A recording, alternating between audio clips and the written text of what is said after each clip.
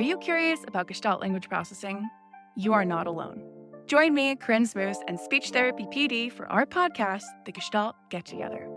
Our episodes try to balance the enthusiasm and excitement about GLP and its associated intervention ideas, as well as a healthy dose of skepticism about how to understand and integrate this paradigm shift into your career and the field at large. We hope that you can get together with us to learn more about Gestalts. Welcome to the Speech Link. I'm your host, Shar Beauchart, and I invite you to listen and learn practical strategies from experienced experts to take your therapy to the next level. Getting a child to say a good sound is one thing, but getting them to use it consistently is another. Now, you know the EasyR program for getting the but what about generalization? Well, what about the new R speech practice audios? Kids love to practice them, and you quickly access them via QR codes. Go to speechdynamics.com to take advantage of the 40% off sale price. Do it now. Well, before we actually begin, let's go over disclosures. Regarding financial disclosures, Dr. Ray receives an honorarium from Speech Therapy PD for this podcast. And then I, of course, I receive an honorarium for the Speech Link, and I'm also a presenter for Speech Therapy PD and receive royalty payments, and I own Speech Dynamics. Neither Dr. Ray nor I have non-financial disclosures to report. So there we go. All right. Well, everybody, I'm just excited that you're here. I don't know if you were able to attend Dr. Ray's, Jayanti's, as she likes to be called. If you saw her or heard her first two SpeechLink podcasts, they were amazing. And I'm thinking that, in part that you're back because you know that she's very knowledgeable and that she presents it well, and that she really is focused on the practicality as to what clinicians do. So I'm excited that you're here. And of course, this SpeechLink podcast is sponsored, of course, by Speech Therapy PD. And I am Shar Beauchart, your speech language pathologist host. And I'm so happy that you're here for the neuroscience behind speech movements, And I love the movements piece, rather than just behind the speech positions and postures, but the movements, because speech is movement. Practical applications. Jayanti Ray, PhD, CCC-SLP, earned her degrees, including her PhD, in India in the late 1990s. Then she came to the United States and joined the faculty as an assistant professor at Washington State University. After teaching there for 5 years, she moved to Southeast Missouri State University, where she currently teaches in the Department of Communication Disorders as a full-time professor. Notably at SEMO, she was awarded the Outstanding Teacher Award in 2019. Love it. Well-deserved, no doubt. And the Outstanding Researcher Award in 2013, 2015, and 2017. She also recently received her 19th ACE from ASHA. She serves over 10 professional community organizations in various leadership roles, and her teaching and research interests are varied. And yes, they are. Voice disorders, which is what she talked on last time, the last two speech links. And then also she researches oral myofunctional disorders, cognitive impairments, and neurogenic speech disorders. She's presented numerous papers at local, state, national, and international conferences on a variety of topics. And as I said, this is her third SpeechLink podcast, and I always learn so much from you, Dr. Ray, Jayanti. And you certainly have a way of blending research and the deeper pieces of information with practical pieces. So I've been looking forward to this. So welcome to the SpeechLink, Jayanti. Thank you so much, Charlotte. I appreciate your introduction, and thank you so much for having me. It's a lovely evening to spend with all of you, just talking about, oh my gosh, what a passionate topic that we all chose. And also great Char, because she helped me kind of narrow down the information and said that, okay, you could talk about this at low. Oh my, this is absolutely awesome. And that's how I'm here. Yes. And it is absolutely awesome. And we do have, some similar views on the oral resting posture and that kind of thing. And in reality, when I wrote the timeline for this Speech Link podcast. I put the oral resting posture further down in our hour, but you know what? I think that we ought to maybe begin with that. So I'm going to reverse that. So I'd like us to I'd like you to address the oral resting posture as you see it. What are the positions? What are lips, tongue, and jaw postures? And why are they necessary for maintaining precise articulation of speech sounds? Yes, when I think about postures, well, they are precursors to future movements. So, because, remember my title, it's all about movements. But now, how can movements even happen when you are not stimulating your nervous system to realize what posture you're maintaining? So, when I say posture, look at your entire, oh my, I don't have a vocal tract model or something. I love that to just show you the vocal tract model. So anyway, when you look at posture, if you just just imagine looking at the lateral aspect of the vocal tract, you know that we have lips over here. It looks a little awkward when you look at the model, but you have lips, then you have our tongue, then you have our jaw, then you have our hard palate, soft palate, our teeth. Well, if we know about these nice entities in our oral cavity that resides inside the vocal tract, we are good. We are really good. But now the question is, when I say postures could indicate that they are actually improving our breathing patterns needed for life breathing, which is quiet breathing, and speech breathing. We want postures for articulation. So we want to make sure our speech is intelligible. And now there's some great neural connections based on studies that say postures actually connect us to acoustics. I might say, what is that acoustics? Well, the acoustics goes back to the vocal tract. Now, if I am saying, that's distorted. If I'm saying, that is distorted, because those are not good postures to say my vowel sounds. If I just put my tongue down and say, that is distorted. We don't want that either. So our postures actually connect us to the acoustics piece, and our postures are maintained within the vocal tract, like what we tend to kind of follow. Now, not only that, now I'm not getting into swallowing and other aspects, but postures, once you think about your oral postures, they not only are important for speech, I would say for keeping the airway really open. When you have to breathe, you have to have a nice posture, and the posture means you are really taming those articulators to maintain their precise position within the oral cavity without sending any competing signal. Now, you want to breathe through your mouth and you close your mouth. That's not right. And sometimes you don't have to breathe. You just keep your mouth open and try to articulate. Now, that's not going to be very fruitful either. So today, my topic is just focused on speech movements only. So I just gave you that purview because posture is not for speech again. It's for articulation, speech, swallowing, and breathing. So when I talk about tongue posture, okay, let's talk about for this lip posture. That's the first entry to your oral cavity. So the lips. So the lip posture, I would say, like if you are trying as a speech language pathologist to teach, for example, bilabials, simple sounds like labiodentals, you're using your lips over there. You want to round your lips for the wah sound. So all of these sounds that come to your mind, you are thinking that the lips have to assume a good posture, first of all. And why the posture is needed? Now, that's not needed to make the movement happen, but that is the precursor to movement because you are actually maintaining an optimum tone in your lips. So when we practice that, what we're doing exactly, remember one thing, each and every part of our body is connected to the nervous system.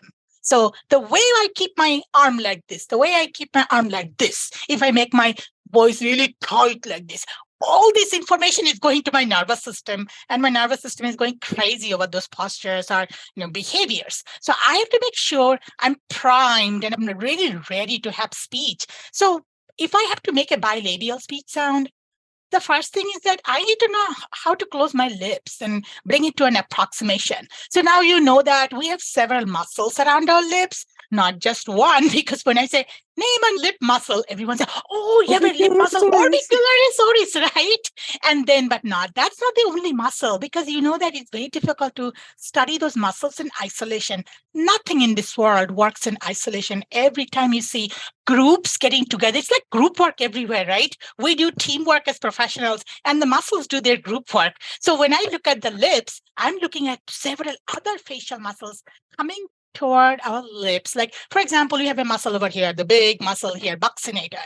Then you have the risorius over here, all coming to the lip side. And then you have the orbicularis oris muscle. So you have the inner part and the outer part, and the part that is kind of, there's some concentric circles inside. So if you just go with the split hair analysis, there's a lot to learn. But do we really have to care about that? Yes, we do, but we have to know it. But I don't think we are actually able to just say or claim that one muscle is actually doing all the work. So we are working on the lower lip and upper lip and the muscles that interdigitate with the orbicularis oris. This group of muscles are all working together to make sure. So when you do your oral neck exam, all of us do that, right? We say, okay, can you pucker your lips? Can you spread your lips? Can you just close your lips shut tightly? So all those postural effects and dimensions are coming from how the muscles contract. Now, when I say just a simple posture, closing your lips, the muscles are indeed contracting. And it is not, we're not making any movements, but the muscles still are contracting because that's the tone that we need to have at rest. And that tone further exemplifies that posture to be able to get to the platform to produce some speech sound. So once you get the posture, you say, hey, can you close your lips slightly tighter and make a nice little closure, but not that lax. We want to make it a little tighter. And then we apply slight force. I'm not saying that it's a huge force and you just kind of like the way we lift weights. No, it's not like that. But very optimum force that's needed to make sure that we're able to at least trap the air inside our oral cavity to be able to say that the sound ba or so. Now the question is that you might not need the same force as you go into syllables. Look, I'm moving posture a little bit to the production unit here. So if you're suppose telling our client to say a B, so I'm not making the B like that. I'm saying B, or I'm making boo, or I'm making bay. So you're still going with the basic posture to keep the lips closed, and then you are kind of releasing in different ways. Now you see that if we focus on just one muscle and say, hey, I'm doing lip strengthening, I'm doing this, I'm doing that. But no, we are looking at the movement. Ultimate thing is the movement. But before that, think about posture. So it is like, when you are ready to run a marathon, you are not going to lie down and say, okay, you just shoot that thing, like whatever, you just give me a ready signal. I will be just getting up from my lying down posture and get on my feet and run. That's not possible. It is very difficult to go through that chain of motor activities. So instead, we have a ready posture. Our nervous system is primed for that. And they say that, well, you're ready for what? Oh, ready for speech sound. Oh, what do you do in speech sound? We have to have movements. So those movements just come automatically. Now, the thing is that I link speech to nervous system all the time, on our neural circuits all the time, is because every little thing we do, every behavior that we produce, it directly links to a certain area in our brain. And if you ever go to PET studies or fMRI studies, you'll be able to notice that whether it is non-speech movement or speech movement, there's something happening. So you cannot deny the fact that if you're working on posture, that's not going to be fruitful. So I would say that even if it's a tiny little muscle contraction or tone, you are connecting that through your cranial nerves, and the cranial nerves are further connected to those areas of the cortex, because the cortex, which is all for volitional acts, speech is volitional. So the cortex will be activated. It cannot directly go to your cortex and activate that. No, that's not possible. You all know that from our cranial nerves, we go through certain stations in the brain where further movement related information is analyzed so that we get the perfect movement. If I have to say ba, I want to ba. See that? Neither I can say there's a neurological deficit, that's a different thing. But I cannot mess up with my movements. I have to precisely make that movements. And what you want in speech are precise movements. We do not want to accept that's not 100%. So that's the way I treat my children with cleft lip and palate. That's the way I treat children with developmental or tic disorders. I would say I'm fully motor person. You're not getting language into play. But I'm just saying that I just have to go through a system because speech is systematic.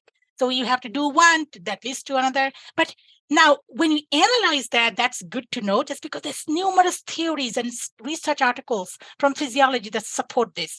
But again, if you're looking at the big picture, the speech, and said, oh, the speech just happens. It doesn't happen. You work toward it. And once it happens, you don't have to look back. What do? Forget about all those steps that you did. You don't have to do anything. Let's just sit back and relax and say, oh, you know that speech is automatic. So once you're able to bring that speech to a highly volitional level and deal with automaticity, then there is no point in going back and saying, hey, how do you produce that? Because that stage is already done. So it is such a, in the sense of beautiful, I would say, motor sequence. And everywhere postural effect comes into play. I just give examples of lips, but we have tongue posture, we have jaw posture, we have postures, the soft palate. I wouldn't say anything with the hard palate because hard palate doesn't move. And I think that we make contact, but the active posture contributors are important because you have to understand that dynamics internally to be able to produce speech externally that connects us to acoustics and intelligibility. Yes. Shari, were you supposed to say something? Go ahead. Yeah. Well, I just want to jump in a little bit, because I love studying about all of this and working with the kids and just observing and, watching them develop and helping them to generate the lip closure and that kind of thing. And here's kind of how I've learned to view all of that. I see it from a postural standpoint, like you were talking about lip closure. So that's your posture, and you begin there, and that's kind of your core, your position. I call it kind of the zone, where you're in the speech zone there when lips are closed. Same thing with the tongue positioning. So I see it as posture, but then also you were talking about the muscle exertion and the mild tonus contraction that you have to exert to get them closed and then to maintain that closure. And years ago, I worked with a man, and people have probably heard me say this a gazillion times, Dr. Raymond Hall, years ago, a physiologist, and he told me about strength, tone, and endurance and lip closure. As we are exerting that mild tonus contraction over time, that then sort of moves into the endurance realm. And so, you're putting out a little bit of effort, a little bit of, I'm going to say it's not strength, but you have to put out some effort to get the lips closed. And you have to have some tonicity there to maintain that closure, some mild tonus contraction. And then as to maintain closure, you're actually applying some lingual or some labial endurance. And I see it there as positional and then also kind of as muscular, so that you have the positional piece and then also the muscle piece. And now you have given us the neuro piece. And I love that. And, and I really haven't studied that much about this. And so this is fascinating to me. Would you mind talking about the tongue and its positions and, all what you were telling us about the lips? Very fascinating.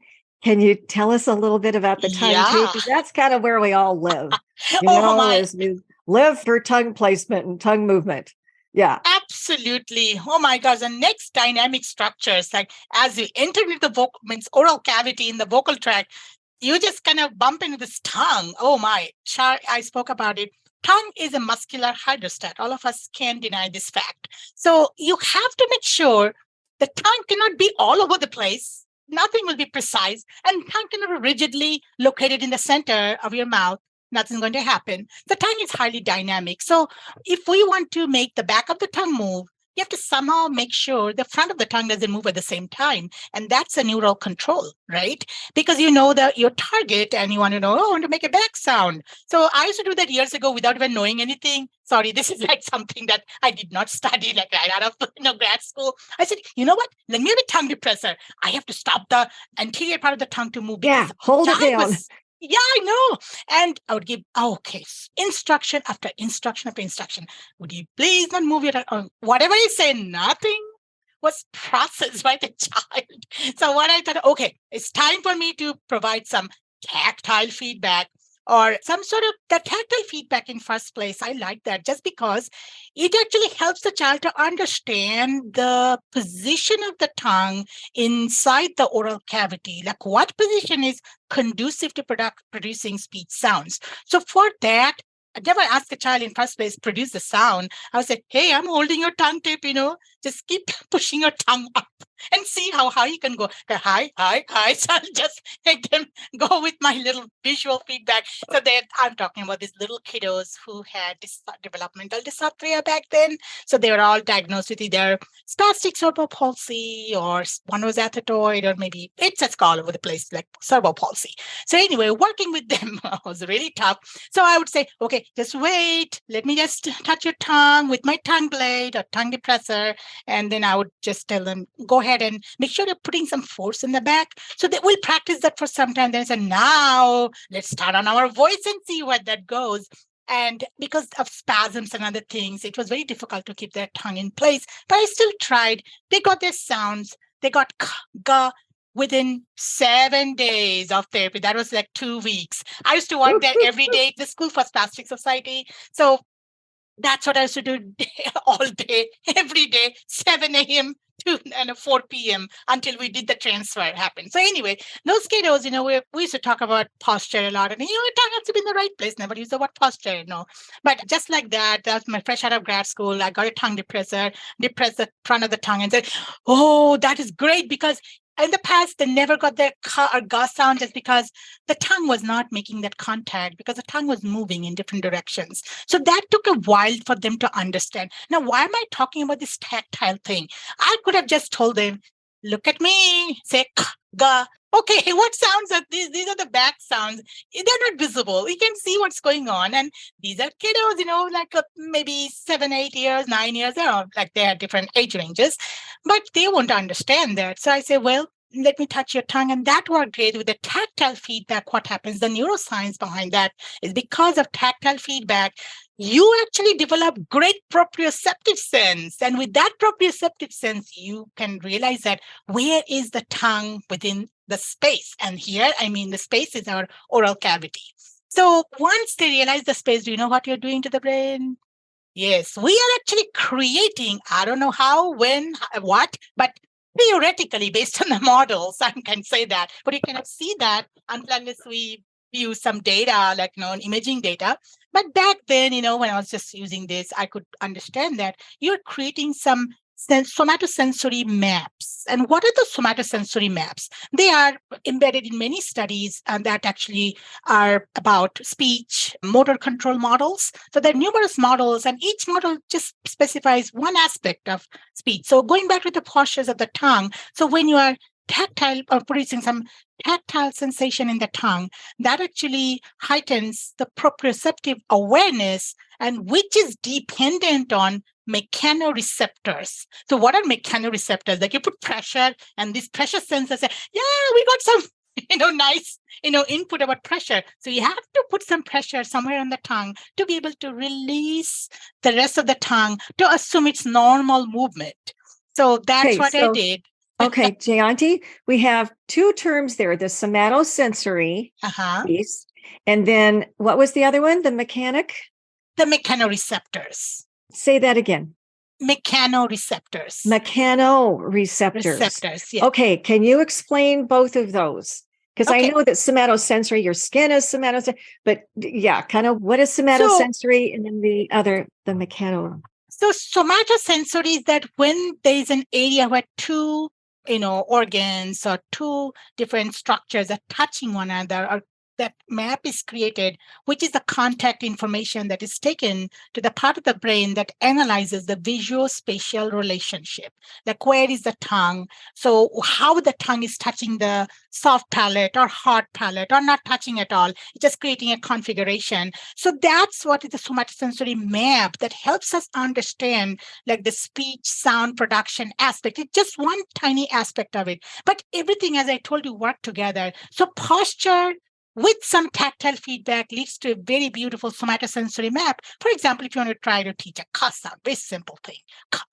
Shouldn't voice that or ga sound. So you are actually trying to create that posture, and you don't have to do it all the time. If the child really recognizes that that's how they need to control their anterior tongue, they can easily do ka, ga. And I saw that. And it is very difficult to see those kind of great improvements in children with cerebral palsy. But again, the severity matters. So I am not saying that I treated like very severe cerebral palsy children and made those great strides and improvement of tongue postures or movement, but they were capable capable of doing that. You know that all the time you have to understand who has what type of potential by providing them a series of stimuli, looking at stimulability, looking at their environment, their motivation, their concept formation, their cognition. So all of these play a great role, but just focusing on the tongue posture, because the tongue posture, if you're doing it right, it leads to a good somatosensory map. And once that map is established, your tongue will automatically strive for that motor pattern. So let me push the back of the tongue and take it to my palate, make a contact, and not just make a contact, make a good contact. And as I was mentioning, we don't need 100% force, but at least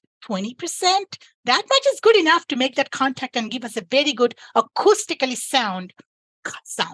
So that's, for example, the cup posture I said. But then other postures that, Shar, you're so good at that, and you can explain that. But lateral bracing, oh my, that's my favorite topic in lateral bracing. Like, I don't know if it's just a gift of nature or what. We never learn like that. Oh, we have to take our tongue up, touch to the upper molars, make it all anchored, and then we can say our R sound. It just happens. But when it doesn't happen, that's why speech language pathologists need to focus on posture, make sure that you are able to give the proprioceptive awareness to those structures, make sure they're all precise. They're not just, just do it, that's okay. But no, you have to kind of make sure that the child understands that. Without that understanding, they will not have the memory, because they have to, first of all, have the attention. Okay, attention. It directly connects to the articulatory areas in our brain that are really trying their best to make sure they help facilitate the production of that particular sound. So you're looking at cognitive piece, you're looking at all the stimuli that are going through and helping with the posture. So we talked about the somatosensory map, quite complex because it's just not one aspect that builds the map. There are many variables that actually contribute to the map. If I'm seeing the one side of it, then I'm wrong. So another term that you asked me to explain, actually that term is mechanoreceptors. Mechanoreceptors means the receptors are nothing but neurons. They just carry sensory information from different places. So if I touch my skin, that's kind of just simple touch. But if I apply some pressure on my arm, then that means that pressure is recognized by mechanoreceptors. So these are pressure receptors. Our tongue has proprioceptors, pressure sensing proprioceptors. So the tongue can sense the pressure. So once you're telling the tongue what to do by applying some pressure on the anterior part and letting the posterior part go up, or you're teaching an R sound, you don't want the tongue to touch in all places.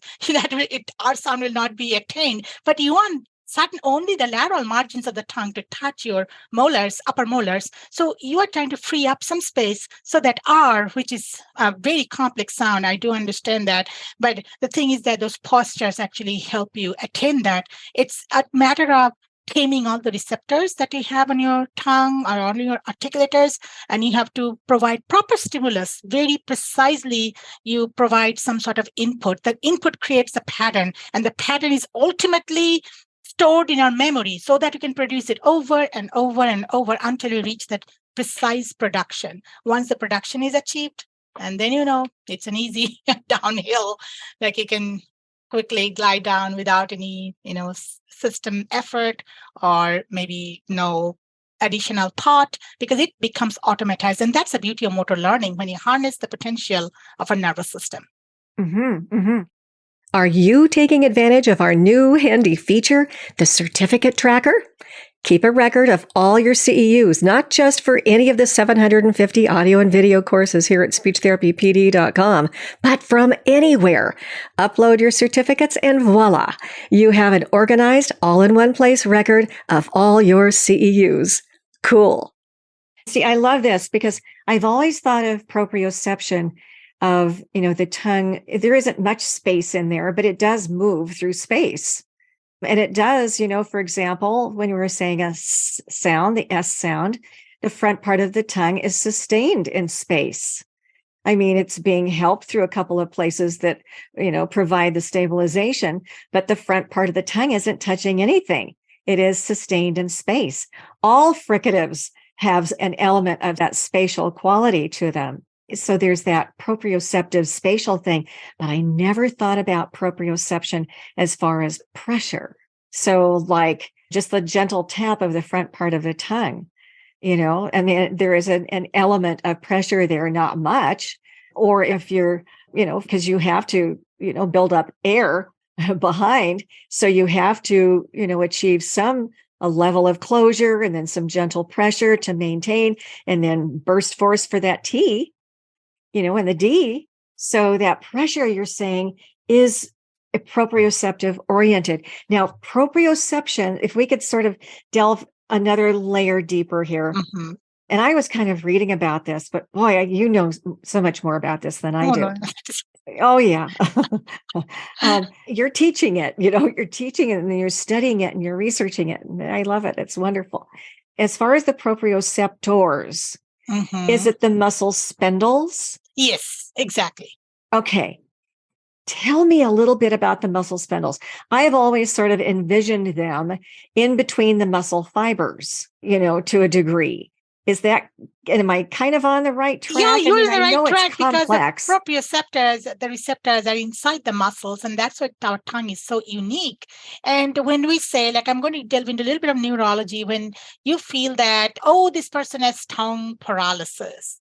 So tongue paralysis doesn't mean that the proprioception is lost, because tongue paralysis is due to the 12th cranial nerve, And when we say proprioception, we are looking at there's so many pathways that overlap, and that's why everything is so complex. Like one cranial nerve communicates with another cranial nerve. They form some pathways. So these kind of travel together, and the tongue, definitely the muscles have proprioceptive units that help determine where the tongue should be in space. Sometimes the tongue touches somewhere in the mouth. We know where it's touching. So if we are just thinking of tongue in the space, that's just a part of proprioception. But even you get proprioceptive output based on how the tongue is rising itself and which part is rising, which part is depressed. And when the one part of the tongue depresses, it is not the tongue does it in isolation, because the muscle that helps depress the tongue will be able to do something else to our chin muscles, that muscles in the mandible, muscles on the floor of the mouth. And sometimes we also see that when the tongue moves, it is not the tongue alone that moves. We also see a part of our hyoid bone, it's a hyoid bone moves, our epiglottis moves. So we're just kind of in a big family, like trying to kind of make sure that everyone has a little job to do. That one person makes a movement. If it's a big movement, the rest of them are just thinking, I need to contribute to that movement. The tongue alone cannot go forward or backward. You're also working from here. Your larynx moves up if the tongue goes forward. Your hyoid bone moves upward if the tongue goes forward, and vice versa. So everything goes down means it's of the entire unit. But sometimes what happens, there's some differential movements. So imagine if we kind of think about a pathway where the proprioception is lost. So then the tongue will try to adapt itself. That's why my next kind of topic is neuroplasticity. So when you interfere with the tongue movement or interfere with the lip movement, I'll tell you quickly because you can see my lips, not my tongue as much. So if I suppose I touch my upper lip and not make it move at all, and you ask me to say ba, and I'll keep it like this, is say ba, ba, ba. Do you see that, how it is happening? This is my nervous system trying to make sure that even if there's an obstacle here, I can still produce a great bar, because that's a proprioceptive thing, is how much my lower lip should move, even with that visual feedback. You don't have to have a mirror. So you will know exactly, but you have that somatosensory map in your brain, and your acoustics is connected to that. What should be the outcome? People should be able to hear the outcome that is ba. So how can I make it possible? So you're having all those units. Actually, there are so many sensors over there, touch sensors, in a sense, temperature sensors, pressure sensors, and so proprioceptive sensors are also there. And these pathways are very complex. They kind of work together, like the vibration and the proprioception. They kind of follow one pathway, and there are some other fibers that also join them, depending on the complexity of the task. So it becomes highly complex. And then sometimes I feel like how much I should teach, because some things that are practical, that's okay. But when you get to that split hair analysis, you feel like, oh my gosh, then those people have to do some research, like the physiologists and all, and people who work with human physiology and specific group of muscles. They don't touch the entire body. They just are focused on a particular group of muscles. Those research findings are really precise. And all you need to do is understand that and kind of see what we exactly are doing. Can we just use those findings and make ourselves highly informed so that we are very versatile in making changes to a practice, so that I always believe that one size doesn't fit all. So you might have 2 children with cerebral palsy, 1 child with something, and 3 children with developmental articulation disorders. But the way you treat them is not how everyone responds, the way they respond. So we're looking at their individual stimulability. We're looking at the status of the individual nervous system. We're looking at them like how they are actually analyzing the sensory feedback they're getting from therapy, how they're producing that output and how they're getting motivated.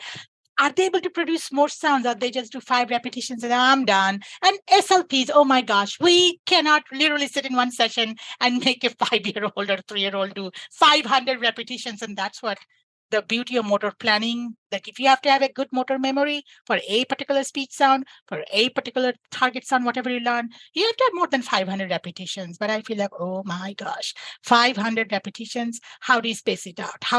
Now that takes us to some more creative ways, like that's where the neuroscience behind movements, like where we try to find out that we cannot just, again, be hyper-focused on just posture, just movement. We have to take it to a broader level so that we are recruiting every possible neural circuit to kind of jump in and talk about these movements that are happening. Yeah. And it is a lot, but I know we do it all so beautifully. And thanks to all speech language pathologists, I should say, who are making a big difference in their own worlds, where they're practicing or seeing kiddos every day. Yes, yes. Well, take me back to the tongue. Okay. The muscular hydrostat. And, like when we generate that mid-tongue contraction piece, the mid-tongue contraction that elevates the front part of the tongue. Mm-hmm. So that obviously is the longitudinal, the superior longitudinal, whatever. Mm-hmm. And but then you're also saying that others down here, like the transverse and all those other guys, get into the act as well. And tell me more about the contraction. Like you were talking about the contraction of the elevation of the back of the tongue. Okay. I'd like to know more about the contraction of the mid-tongue and how that influences the front part of the tongue. Because I know you cannot lift the front part of your tongue unless you contract the mid-tongue. It doesn't happen. Yeah. You can't do that. Is so true. That's like an elephant's trunk. You contract the part that is nearest to the part that you want to elevate or to move. Mm-hmm. So, yeah. Can you tell me a little bit more about that? Yeah, no problem. Okay, let me see where I can get started. Yeah, tongue. Okay. So the tongue movements are really complex, and we really want to make sure that we have full control on the tongue. Sorry to say that, but that's what we have to do to get articulatory output. So based on what you asked me, so to get that mid-level contraction, and this come from the perspectives of these muscles that we have in our tongue. So we have our tongue, which has to be tethered, to some place, because you cannot have a flying tongue, of course, but we have to have some stability. So we have the root of the tongue, the on which we are resting our tongue, the mandibular floor, and we go back, we have the hyoid bone giving some support to the tongue. But then the tongue, if we are looking at the muscles, the tongue is kind of carried, it's like a basket with a handle. We want to keep the basket from one position to another in the oral cavity. We're getting some great speech sounds. So just consider those muscles, and those are the extrinsic muscles coming from somewhere and getting into the tongue. We need those muscles really well, because those muscles help us to move our tongue inside the oral cavity. But then what you are asking me, now I'm not going to talk about those muscles, because those will be like, okay, stick your tongue out, take your tongue to the side and lateralize or up and down. Okay, I can do with that. But when your tongue is inside your oral cavity, those muscles are not necessary, because no one speaks with the tongue out of their mouth. I'm just saying. So you are actually trying to get to those intrinsic muscles. There's 4 of them. Yeah. Sure. And you mentioned a few examples already. So imagine your tongue is like this. On the top of the tongue, we have superior longitudinal. You mentioned longitudinal, so I'm saying, just look at my hand over here, superior longitudinal. Over here on the bottom, we have inferior longitudinal. So these muscles have to work together. So they have to work together to maintain a tone. When you're talking about posture, they have to work together to maintain those contractions. But how will they contract? So when you're looking at the superior longitudinal muscle, so if that muscle contracts, so it is just my tongue shape, so it creates a dip or a concave shape in the center of the tongue. And that contraction is like a tongue bowl. So if I kind of take a drink of water, I'll show you that. I'm going to be too adventurous with that, but this is what I strongly contracted my superior longitudinal muscle to be able to create that tongue bowl. So I showed you my teeth, but nothing came out. I was worried about that. I didn't want to have water on my mouth and outside. So anyway, so that is the superior longitudinal. So now you want to just kind of make sure that that contraction is important. So that's the muscle that's going to make that contraction. But bottom of that, we have this inferior longitudinal, which will actually take the tongue tip kind of down if needed. When you are not doing any tongue tip work and you are trying to use your middle part of the tongue or back of the tongue tip has no work to do. So that particular muscle in contraction will keep the tongue tip down because you don't need that. The moment you feel like, oh, I have to say la, la, la, that muscle works. And not only that muscle, you are actually harnessing the potential of other extrinsic muscles. Remember, I told you at all times, if you have an action, it's not just about one muscle, it's about multiple muscles working together. So when you have to lift your tongue tip to say la, la, la, or and make a little groove and make sure the tongue tip is still elevated but not touching, as we were mentioning earlier. So for that, we need those muscles to work together with this muscle. So what happens when we have just one muscle or a wrong group of muscles working? You do not get the actual posture, actual movement, but you try, but you are not able to tell the child, oh yeah, you remember this muscle, we are going to work on that. No, you don't have to tell them that which muscle is contracting, which one is doing what. You have to just show them the posture. That's what we do, because it's an easy way to just attend that posture, and then you kind of go with the movement later on. But now, as I get back to mid contraction of this tongue, I would say there are two more muscles, like the transverse muscle and the vertical muscle. So if you have to ever say a vowel sound, what do? You open your mouth, right? So when you open your mouth, you don't have to have the tongue at a high position to say a vowel sound like ah. So your tongue automatically goes down. But imagine this is how the family of muscles come into existence, is that when you open your mouth, your jaw muscle is working. You can feel that your temporomandibular joint is moving. Your jaw muscles are all working to open your jaw. And the tongue muscle, it immediately receives that signal. Oh, what is happening to the jaw? Is it going to be an ah sound? Automatically, they're primed. So the tongue muscles, which are the vertical muscles, they kind of make the tongue really flat and not so much tension. You don't need so much tension with the ah sound. We just need the proper tone in the muscle. So that flattens the tongue. It goes down all the way to the root of the tongue and rests on the mandibular floor. So you're able to have a perfect ah sound, vowel. But now the time comes and you want to make a great la sound, that t sound, that da sound. The tongue cannot have the posture anymore. The vertical muscles are told, shut down. You cannot work now. So the transverse muscles come up and say, we are going to narrow the tongue. That's a tongue posture again. So without narrowing our tongue, we really cannot say a la sound or a ta sound. So sometimes what happens, having worked with those kiddos who really do not have any motor control, I literally put my fingers into their tongue and said, do not keep your tongue down. Try to close your mouth, and that can help your tongue not to become flattened, but it will elongate on its own because you're using a different group of muscles. So once their tongue is kind of narrow and I close their mouth with putting some pressure on the jaws, I'm facilitating a posture here. So then I take the tongue, I wear gloves, and sometimes they use tongue depressors. Sometimes they say, just go in, no worries. I always ask for permission. Can I? Because I used to work a lot with the proprioception and tactile sensation, all that stuff.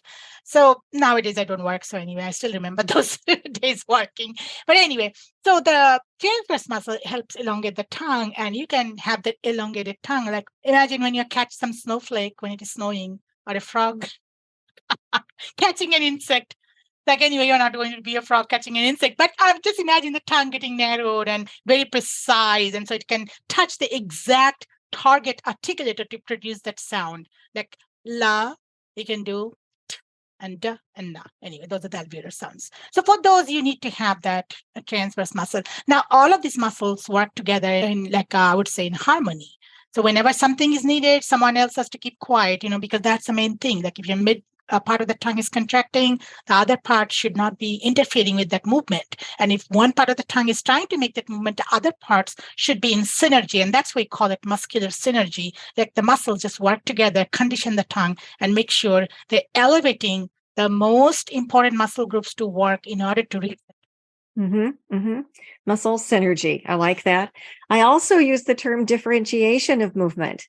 And, where one part does its job and the other parts just sort of sit back and support. And would you say, and I thought of development as just a weeding out of, the differentiation piece of which parts need to work and which parts don't. And, so, as you have an infant, you have them, they're babbling and they're doing just the corner vowels and so on. And then they get a little bit more daring. And so that they're, they add additional vowels. And then you have the easier jaw driven, bilabials and so on. They're not really P's and B's, but they're babbling B's and so on. And then as they learn to, stabilize more efficiently and effectively, then they sort of weed out some of those larger gross movements.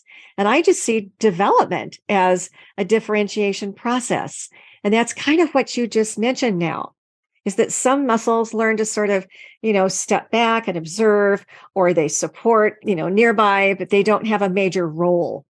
And that's kind of what I see as differentiation. But interesting. Okay. Do you look at the tongue's resting posture as being important? Yeah, the tongue resting posture is very important because I would say for proper breathing pattern and to really keep your mouth closed, because you don't want to facilitate open mouth breathing, or it means don't facilitate, you don't encourage open mouth breathing. So the tongue resting posture, as I know, it's kind of a universal thing. So you really don't want the tongue to be like touching the alveolar ridge, even without your knowledge. It's an automatic, setup. It's an automatic, house for resting our tongue. So I believe that posture is very important for future dentofacial growth. And that all gets into oromyofunctional domain, because it's all about the dentofacial environment, how we can control the growth of these dental structures. Sometimes we need some early orthodontia. Like my son did early orthodontia just because, I'm a speech pathologist mom. So you know how that goes. I just didn't care. They said, oh, you have to wait for a few more years. Nope. We need to get it right now because it's very important. So anyway, so I think that's that part, takes care of your proper breathing, proper, speech sound production, airway, you name it. Like every possible thing is related to tone, like our body maintains. And again, not only the tongue, if you just imagine any limb in our body, any structure in our body, they all have to be in a state of equilibrium. Otherwise, we'll be spending too much energy on those. So that's what the nervous control is, our neural control is all about. So some things happen very naturally. We maintain these postures. And sometimes we feel like if we are not having those postures, it's important to voluntarily teach ourselves to have these postures. And again, there is habit strength. And that takes us to neuroplasticity. And that means, if you are getting into certain habits, you have to make sure that you maintain that. And how to do that? You just harness the potential of the nervous system. The more and more repetition you're going to have, the better the posture is going to be. And if you are able to maintain that with great motivation, better the outcomes would be. And then if you're having the child to understand like the dynamics of all these movements, I'm not saying at all times they have to be sitting there and maintaining the tongue posture. It's not that, but whenever they're not speaking, I would say, hey, remember where your tongue is? I don't have to do anything. Just kind of ask them, hey, remember where your tongue is? It's just reminders. That's all they need to do. And again, it depends on the cognition and other aspects. I'm not getting into those details. But if it is possible, just some reminders and there's some repetition, sometimes modeling the movements, and sometimes just showing them, then this is what happens. We don't do this. And that is cognition piece. Like they create that cognitive framework in the mind to understand that what is right and what is not right. So focus on the right, the wrong thing will automatically disappear because they're focusing so much on one right posture. The other abnormal or maladaptive patterns will not exist because they're replacing those with more correct postures. And that's again takes us back to the pruning. So, like when you get a weed, what do? You just can't take the weed off and keep your flower beds intact. Same thing. Suppose there's a dead rose in your rose bush. You don't want to keep that. You keep pruning. So that pruning occurs. And you know what? I'm going to tie the pruning into differentiation that you said. I did not use the word differentiation just because that's a developmental term. So I'm talking about some speech, sound development, at a later stage. So that when the differentiation takes place, like that's like acquiring more mature neural control on the articulators. So you can really have control on your tongue muscles to not move your jaw with your tongue, not move your lips. But in reality, if you see the articular graph where you put electrodes, there are some movements. Those are the subtle movements that are facilitatory in nature. That's not like independent movements or gross movements where everything's moving together and nothing moves at all. So those are like immature patterns, and we all kind of see that development. It's like how we get more differentiated movement patterns. But then some studies on adults show that there's sometimes the movements happen together, like groups of muscles are recruited to make the movements happen. That's the reality. We do not focus on one single muscle to make anything possible at all. So that's totally wrong, because there's evidence like how we start from respiration to voicing to articulation to resonance. You go anywhere in the speech system, you always see groups of muscle working together. And sometimes you see one muscle taking the lead. There are always leaders in the groups. So one is a lead muscle, and that's what you have to work on maybe. And then other muscles just condition themselves to help facilitate that particular big muscle's job. That is the leader muscle. I'll not say big muscle for mouth because they're all small muscles.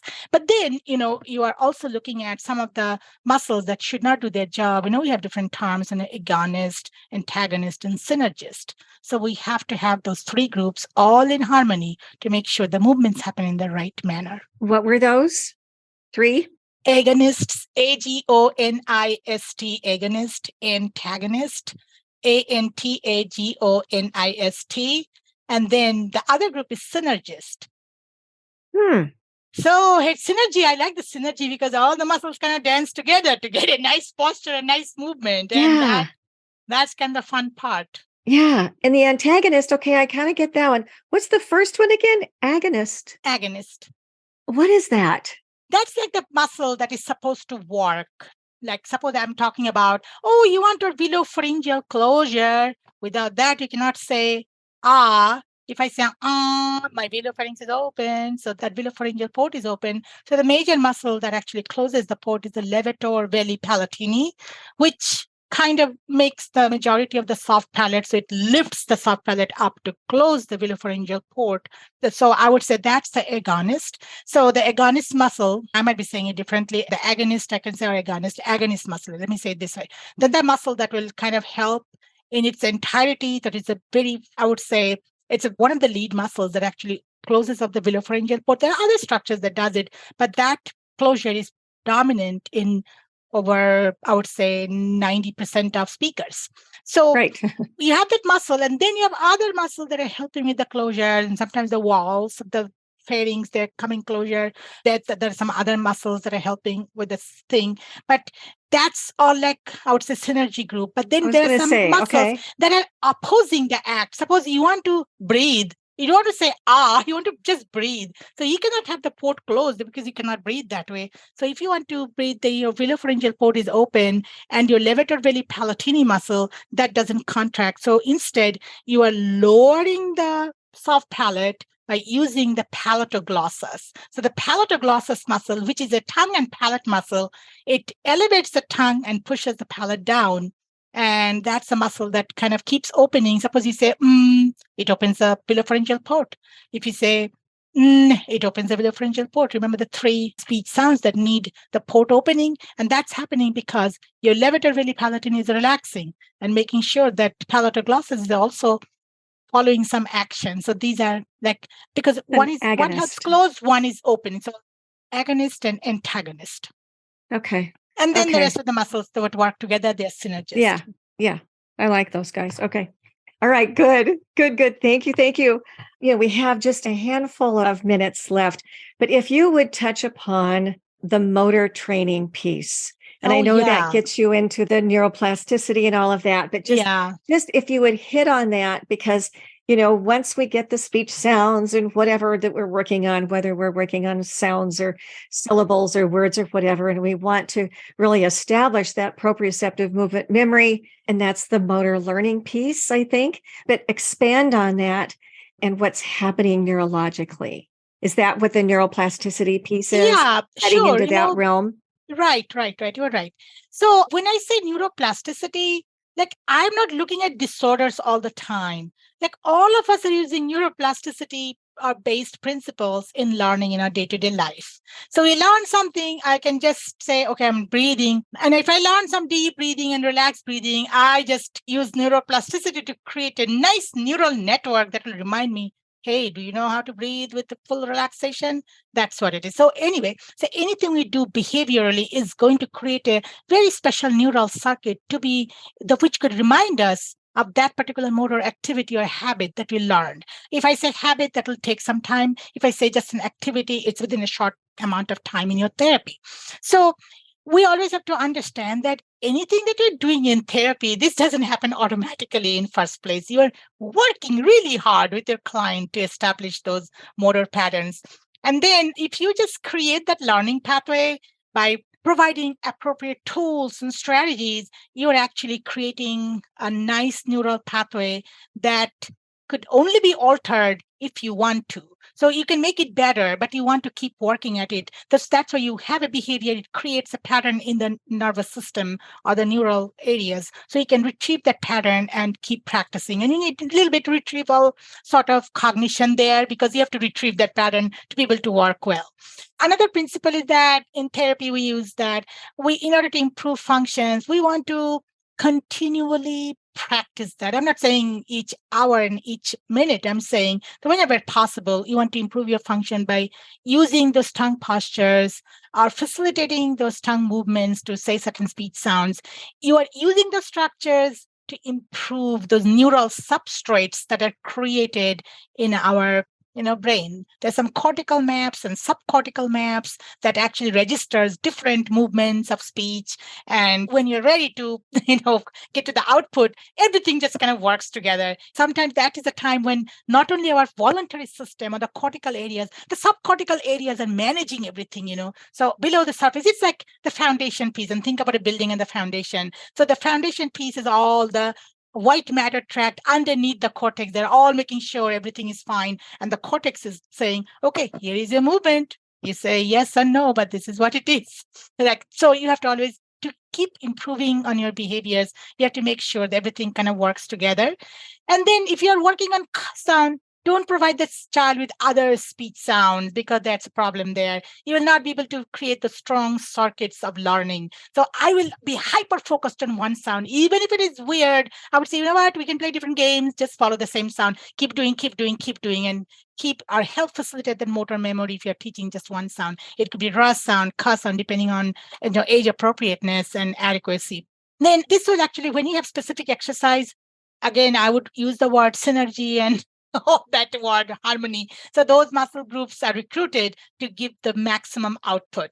Then to do that, the muscles, won't do the work if they don't do the work at all times. So just like, you just have to be, means you cannot train in one day and say, I'm done with the training. So you have to keep training for your marathon or anything that you have to run or anything you have to do physically, training those big muscles. But for our small muscles in our vocal tract, whatever we are using it for, because the whole vocal tract is useful for speech. So if you're looking at the muscles, so you are actually trying to establish some pattern. So that pattern becomes more specific when you're having specific stimuli to work on and have some prolonged period of practice because repetition is indeed important. And then you might say, well, do I do 5 minutes of therapy or 50 minutes of therapy? There is a problem there. If you do just for 5 minutes, there is some weak pathways. But if you are actually creating some, like real goal-oriented, whatever therapy you're doing. So you want to make sure that you're making those connections based on intensity of training. So intensity means how many minutes of speech therapy, how many times a week, those frequency and time gets into effect. And then timing of training. So what time is the best time to start the training? So do you have to wait? Do you have to do it now? Or how much time you do just the syllable practice and how much time you do syllables and word practice when you do connected speech? So there's a timing for everything. So you have to follow the protocol accordingly. And all of us do that. But this is that kind of knowing at the level, like the explicitly you have to know, like what's going on with, the speech sound production pathways. So when I say speech sound production pathways, I'm actually talking about the neural pathways that are helping to get to those targets, our outcomes, our speech outcomes. So then saliency of training. So when you're training for ka sound, don't train a sound that is very close to ka sound, because they say that you're looking at distinctive features, but sometimes that's very problematic for children. Do you remember, like I talked about the somatosensory map?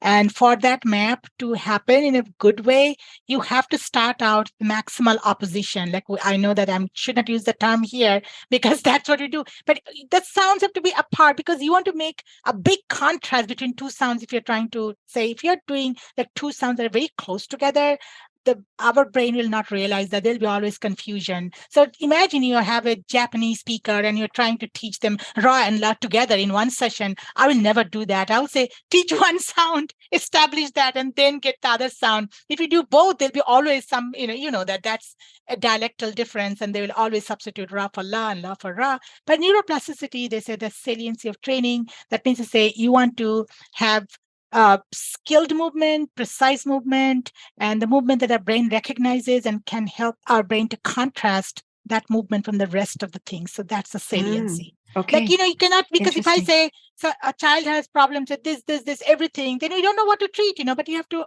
prioritize your list and say that this is what the problem is now. Let's just work on this. And if we are not considering the salient features for our brain to create those pathways, then like therapy will be everywhere. So some people work on multiple phonemic approach, and I don't know how that works, but I had done that before with the kids. I couldn't really get much success, and I was going, okay, it's a good stimulation and all, but ultimately I felt that you have to teach one at a time. That's what our brain learns. You have to create that habit and then slowly help generalize that habit and get into other sounds. And then we said time matters again. And our neuroplasticity also has some great ways to help generalize, because certain behaviors they generalize really well. And I'm not saying behaviors like, okay, say ka sound or ga sound, but we have to know within the sounds, like what kind of muscle patterns, what kind of muscle memory are needed to be able to help facilitate further production of the sounds at a later time, maybe in a word, maybe in a sentence, maybe in conversational speech. So whatever we do, we have to find out the perfect generalization. So there are some studies that say if you work on breathing, okay, you can generalize to loud speech, or if you have loud speech, you can generalize to articulation, but that doesn't happen for everyone. That's only for Parkinson's, maybe. That's only for very specific neurodegenerative conditions. But if we're looking at developmental articulation errors, I feel like you have to understand that we want to facilitate generalization and transfers, and not just, in a sense, you're not impeding that, because the impeding part of it is interference. So you have to make sure you want to focus on transference of generalization. And you also want to make sure in the background, you have the cognition that you are going to make sure the speech sounds that are taught in a session do not interfere with one another, because there'll be always some transference and learning causing lots of chaos in the pathways that are already established. So think about that. You just build a nice path and you throw some weeds over there. You don't want to do that. You want to keep the path clean. And the path leads from A to B without any interference. And that's what we want our kids to do. So practice on the same path. And these are some of the principles, the basic ones. But then ultimately, these principles leads to high sensitivity in connecting all those proprioceptive, tactile, vibration, touch, like all of these kind of work together to lead to very specific amount of information that are stored in units.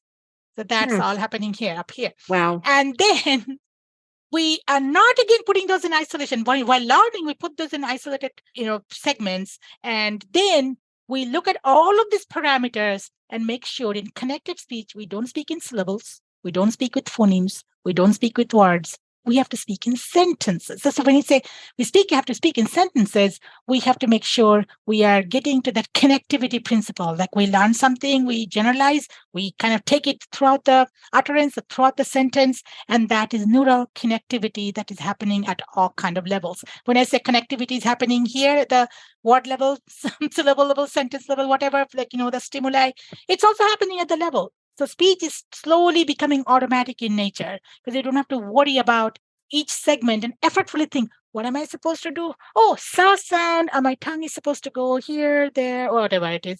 But you're not thinking about that. It just happens because you're providing the right context, the right environment. And most of all, all of us struggle with that. But I would say that's the best way to learn is to maintain that motivational level because you do not know how many circuits you tend to rejuvenate. Interesting. Or just kind of the circuits click together with learning. So you say motivation. If you talk about motivation, you're talking about learning. If you talk about learning, we say, oh, the person who needs to learn well really has to have good motivation. Yeah. Well, I love it. And that kind of, you're talking about the neural piece, and I'm thinking about that, the lateral bracing, the tongue's lateral bracing that is present during conversation, during conversational speaking. So yeah. So that's that oral piece. And then now we've got that neurological. I love that, the mapping piece and the compartments, and wonderful. I'm going to have to go back and re-listen to this, I think. But thank you so much, Jayanti. Thank you. Thank you so much for having me here. Would you mind if attendees emailed you? Absolutely. Questions or comments? What is your email? Anytime, if you need anything. jray@semo.edu. Very straightforward. I like it. Good. Okay, well, I'm going to wrap it up here.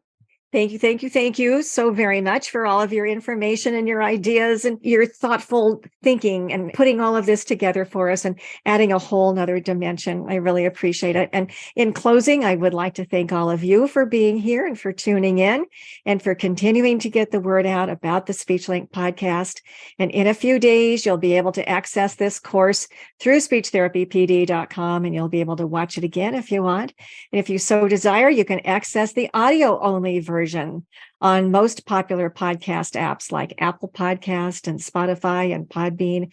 And thank you so much for your supportive comments and your good reviews. Also, two more important things if you're planning ahead. Next month's SpeechLink is also a topic that needs to be addressed in this day and time. And it's called the SLP's Role in Building Confidence and Joy in Kids with Learning Disabilities by Dr. Deborah Swain and Dr. Elaine Schneider. So mark your calendar and log on to Thursday, May 25 and May 25th at 7:00 p.m. Eastern. Secondly, on Friday, May 12th, noon Pacific time, 3:00 Eastern time, I'm doing a live 3-hour course on 5 steps, a paradigm shift in capability-based, evidence-based speech therapy. And that's going to be for 5+ children with speech disorders. So thank you again, Jayanti, and to all of you. And I hope that you know just how much you are appreciated. Thank you for all that you do for your therapy kids. So we'll see you next time. Bye-bye. I'm thrilled you tuned into the SpeechLink. I hope it was helpful. Just leave a quick review and subscribe to be a part of a select group that receives every episode. For CEUs, go to speechtherapypd.com.